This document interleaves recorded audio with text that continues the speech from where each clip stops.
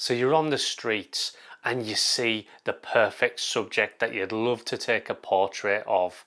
You pluck up the courage to ask them, you take their portrait, and then when you get home, you look at your photographs and you're just not blown away by them. Somehow they lack life. Well, I'm going to tell you today how to light portraits on the streets so that they're full of life. My name's Paul Reed. Welcome to the channel.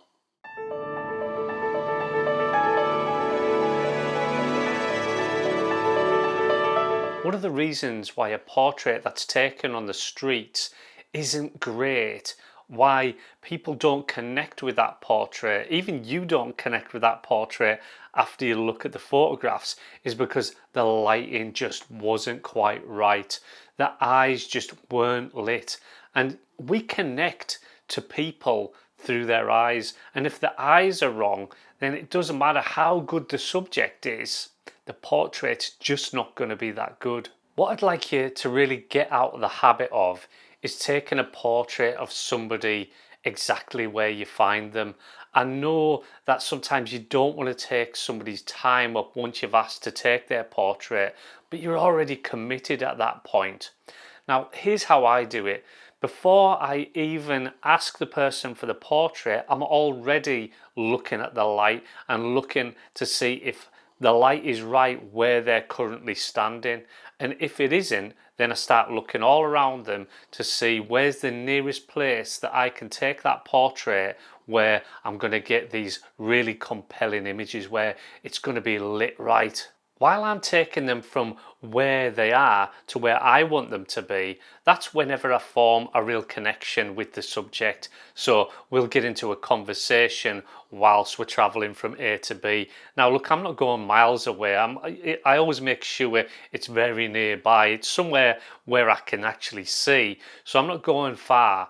But during that little journey, that's whenever I form this connection with them, so that whenever I start taking their portrait, I don't have to concentrate as much as on the connection. I can just concentrate on the lighting at that point. Of course, I'm thinking about the background as well, making sure that the background's not going to be too distracting. I want the background to either add to the whole vibe of the subject, or I just don't want it to distract from the subject. So I'm looking at that as well. But number one priority, that's the subject.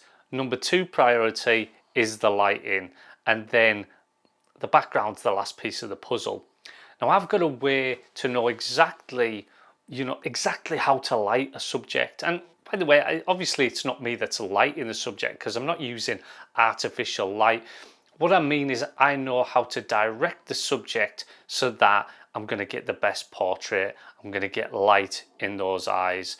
And the best way I can explain this is to read from my Monochrome Madness Handbook. And this should explain. A lot of people will have this, and if you need to read this chapter again and again if you're still getting portraits wrong. Okay, so as you place your subject in front of your chosen background, the first thing you should do is focus on their eyes. I don't mean that just with the autofocus, I mean actually focus on their eyes, really look at their eyes and check whether they are well lit. Is there a catch light? The catch light is a reflection in the eye showing you the exact light source. Whether it's the sun, the sky or a reflector, if you spot a catch light, you immediately understand where and how the light is hitting your subject. If it's absent, that's a sign that the light isn't reaching the eyes fully and the portrait will lack vitality. So it's not that having a catch light in the eyes, obviously it's an attractive thing to look at in a portrait, but it's not everything. But if there isn't a catch light in their eyes, then that is a sign that the light just isn't fully hitting their eyes, because that light and the catch light, that's like a mirror of where that light is coming from. I'll carry on with this. Why is the catch light so vital? Because successful portraits evoke a connection, an emotional response from the viewer. When the people look at your portrait, they're naturally drawn to the eyes. Human beings relate through eye contact. Bright, lively eyes with a visible catch light make your subject appear engaging and alive. Conversely, if the eyes are dark, dull, or have shadows resembling panda eyes, the portrait feels flat and emotionally disconnected. It's as if the subject's life force has drained away. I don't know why I said that. Once you identify the catch light, you gain valuable insight into the lighting situation.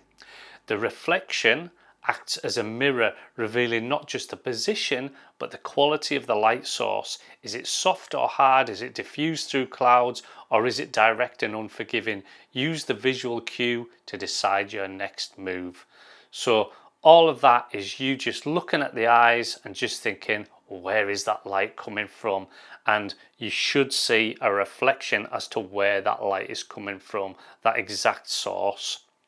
From there, the process involves subtle adjustments.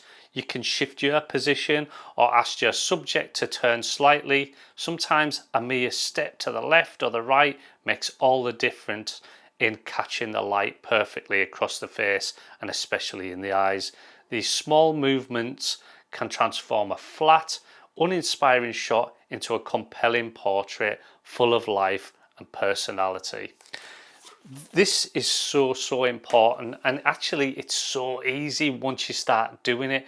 Just like these little tilts of the head, you know, just saying, oh, just could you just step this way a little bit? Okay, yeah, that's it. And that is how I do portraits, until I can just see that catch light in their eyes. And then once I know where that catch light is, then I can, you know, use that.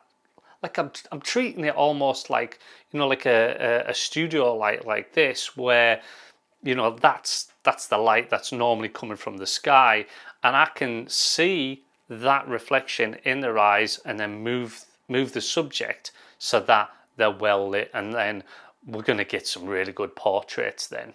Before I move on, a lot of people have been trying to book workshops with me and they're fully booked. So what I've done is I've added some more London dates in there, and I'll put those up at the end of this video.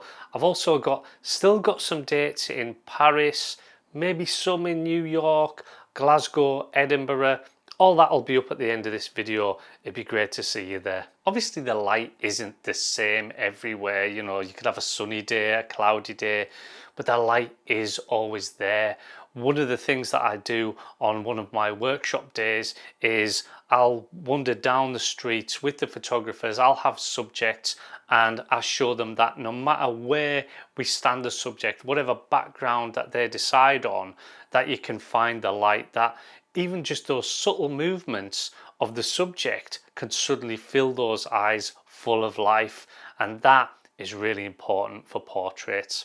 I hope you enjoyed this video, and I hope it helps, and I hope whenever you go out there that you really start looking in the subject's eyes and just seeing where the source of the light is, and then manipulating the subject so that you light them how you want them lit.